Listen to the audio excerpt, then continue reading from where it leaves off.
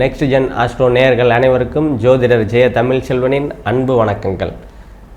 இப்போ இந்த மாதம் வந்து மாசி மாத பொது பலன்கள் அதை பற்றி தான் நம்ம பார்க்க போகிறோம்.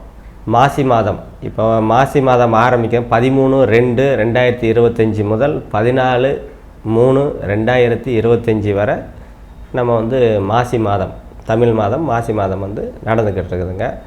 அதே மாதிரி சூரியன் வந்து கும்பத்தில் இருப்பார், புதனும் கும்பத்தில் 14 நாள், மீனத்தில் 16 நாள், சுக்கிரன் வந்து மீனத்தில் 30 நாளும் உச்ச நிலையில் தான் இருப்பார், செவ்வாய் வந்து மிதுனத்தில் வக்ர நிலையில் இருப்பாங்க. இதுதான் வந்து அதாவது இந்த மாதத்தும் கிரகங்கள் வந்து பெயர்ச்சி நிலைகள் வந்து மீதி குரு சனி ராகு கேதுங்கள்லாம் அது அவங்கவுங்க இருக்கிற இடத்துலையே தான் இருப்பாங்க. சனி பெயர்ச்சி அதே மாதிரி சனி பெயர்ச்சி மார்ச் 29 திருக்கணித முறைப்படி மார்ச் 29 சனி பெயர்ச்சி ஆகுது. அதே மாதிரி மே 14 குரு பெயர்ச்சி வருது, மே 30 ராகு கேது பெயர்ச்சி வருதுங்க.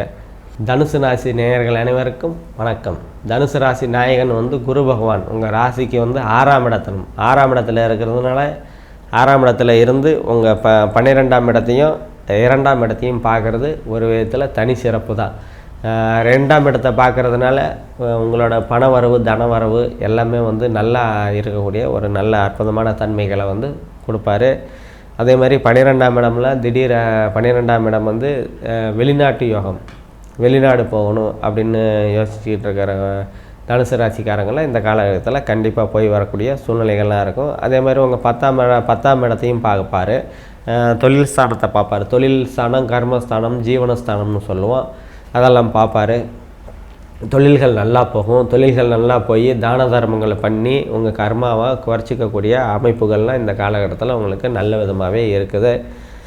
அதே மாதிரி உங்கள் சனி பகவான் வந்து உங்கள் ராசிக்கு 3ல் இருக்கிறாரு. 3ல் இருந்து 5ஆம் பாகம் குழந்தைகள் ஸ்தானம், பூர்வ புண்ணியம், புத்திர சந்தானம்னு சொல்லுவோம், குலதெய்வம் அதை பார்க்குறாரு. அதனால் வந்து கொஞ்சம் அதன் சார்ந்து குழந்தைகள் உங்கள் பேச்சை கேட்க மாட்டாங்க, நீங்கள் வந்து குழந்தைங்களை வந்து புரிஞ்சிக்க மாட்டீங்க.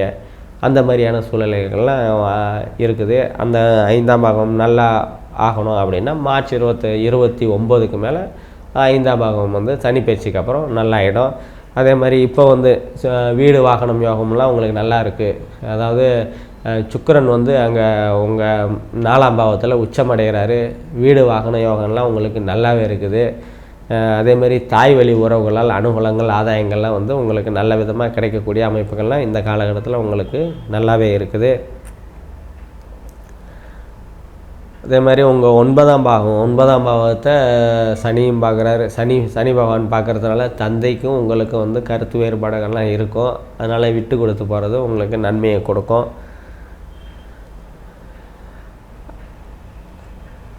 அதே மாதிரி வேலைகள்லாம் வந்து ஒரு பிரச்சனையும் இருக்காது. ஏன்னா 6ஆம் இடத்துல வந்து குரு பகவான் இருக்கிறதுனால வேலைகள்லாம் வந்து ஒரு குறையும் இல்லாமல் நல்லாவே போகும். கடன் ஏதாவது வாங்கினா அது சுப கடனாக தான் இருக்கும். வீடு கட்டுறதுக்கோ வாகனம் வாங்குறதுக்கோ சுப கடன் தான் வாங்குவீங்க. வாங்குகிற மாதிரி இருந்தீங்கன்னா சுப கடன்கள் நல்லா உண்டாகும்.